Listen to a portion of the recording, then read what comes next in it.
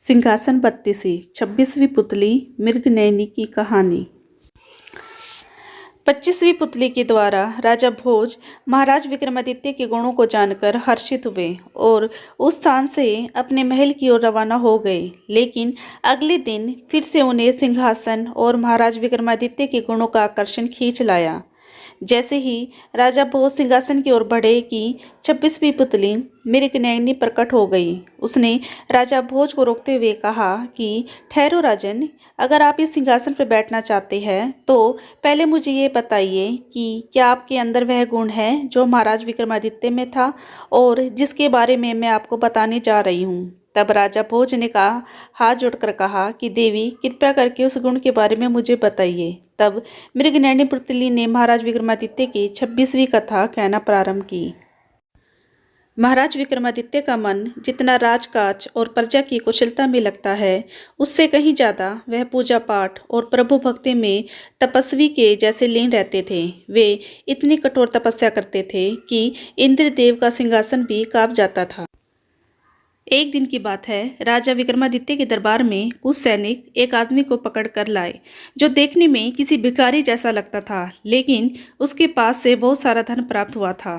किसी भिखारी जैसे व्यक्ति के पास इतना धन कैसे आया, यह सोचकर ही उसे सैनिकों से जंगल से संदिग्ध अवस्था में गिरफ्तार किया गया था। महाराज ने जब उस व्यक्ति से धन के बारे में पूछा तो उसने कहा कि वह एक सेठ के यहाँ कार्य करता है और सेठ की पत्नी के साथ उसके अनैतिक संबंध है। उसने ही यह धन दिया था और कहा था कि जंगल में रुककर मेरा इंतजार करना, मैं सेठ को मारकर जल्दी ही तुम्हारे पास आ जाऊंगी। राजा ने व्यक्ति की बात सुनकर सेठ के यहाँ अपने सैनिक भेजे। वहाँ पर सेठ की चिता पर बैठी हुई उसकी पत्नी कह रही थी कि रात में लुटेरों ने उसका सारा धन लूट लिया है और उसके पति की हत्या कर दी है, इसलिए वह सती हो जाएगी। सैनिकों ने पूरा वृत्तांत महाराज विक्रमादित्य को सुना दिया। तब महाराज स्वयं उस व्यक्ति के साथ सेठ के घर पहुंचे। वहां सेठानी से कहा कि हमें तुम्हारी सच्चाई का पता चल गया है, तुम्हारा चरित्र अच्छा नहीं है, अब तुमको राजा द्वारा दिया जाने वाला दंड भोगना पड़ेगा। यह सुनकर सेठानी डर गई और राजा से कहा कि आप क्या मेरा चरित्र देख रहे हैं, पहले अपनी छोटी रानी का चरित्र तो देख लो। इतना कहकर वह सेठ की चिता में कूद गई और जलकर राख हो गई। इस घटना के बाद से महाराज का मन विचलित रहने लगा और वह गुप्त तरीके से छोटी रानी पर नजर रखने लगा।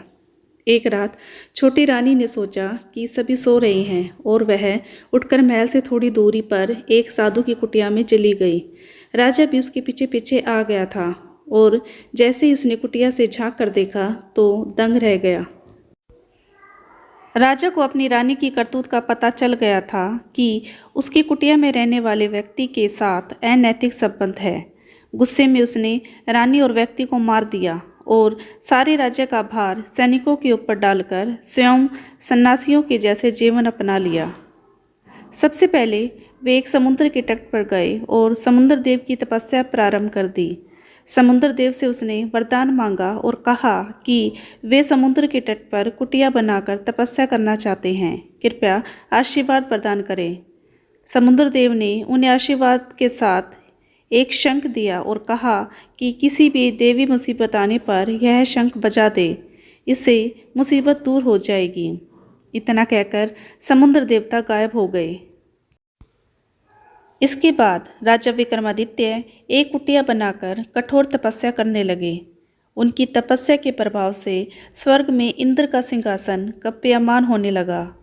इंद्र ने घबराकर अपने सेवकों को भेजकर कहा कि जहाँ पर विक्रमादित्य तपस्या कर रहा है उस स्थान को पानी में डुबो दो।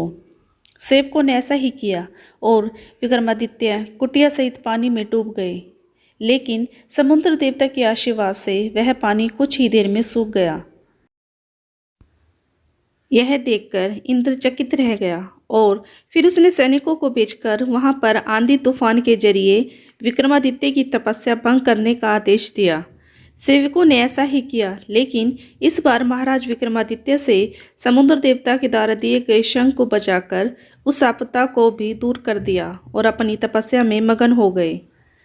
इंद्र एक बार फिर से चकित रह गया और इस बार स्वर्ग की सबसे सुंदर अप्सरा तिलोत्तमा को तपस्या भंग करने के उद्देश्य से भेजा।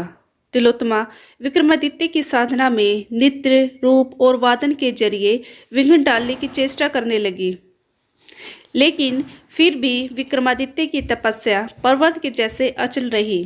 थककर तिलोत्तमा वापस स्वर्ग आ गई। इंद्र ने फिर से एक और युक्ति सोची। उसे पता था कि विक्रमादित्य बहुत बड़ा दानी है और अगर उसे कोई ब्राह्मण जो भी मांगता है वह उसे दे देता है। इस बार इंद्र एक ब्राह्मण रूप बनाकर विक्रमादित्य के पास पहुंचा। उन्हें देखकर विक्रमादित्य ने हाथ जोड़ते हुए कहा कि कहिए ब्राह्मण देवता, मैं आपकी क्या सेवा कर सकता हूँ। तब इंद्र ने कहा कि मुझे दान चाहिए। विक्रमादित्य ने कहा कि जो भी मेरे पास है और आप उसमें से जो मन हो वो मांग लीजिए। तब इंद्र ने कहा कि तुम अपनी तपस्या का सारा फल मुझे दान में दे दो। तब विक्रमादित्य ने सहर्ष अपनी तपस्या का सारा फल उन्हें दान में दे दिया। इस बात से प्रसन्न होकर इंद्र अपने असली रूप में आ गया और विक्रमादित्य को आशीर्वाद दिया कि उनके राज्य में कभी भी अतिवृष्टि और सूखा नहीं रहेगा और उनकी प्रजा हमेशा ही खुशहाल रहेगी। इतना कहकर इंद्रदेव गायब हो जाते हैं और विक्रमादित्य भी मन की शांति पाकर अपने राज्य की ओर प्रस्थान करते हैं। राजा विक्रमादित्य की दान की बात कहकर पुतली ने राजा भोज से कहा कि कहिए राजन, क्या आपके अंदर भी ऐसी सामर्थ्य है कि आप अपना सब कुछ दान में दे दे। एक बार फिर राजा भोज खामोश रह गए और पुतली अन्य पुतलियों की जैसे हवा में उड़ गई।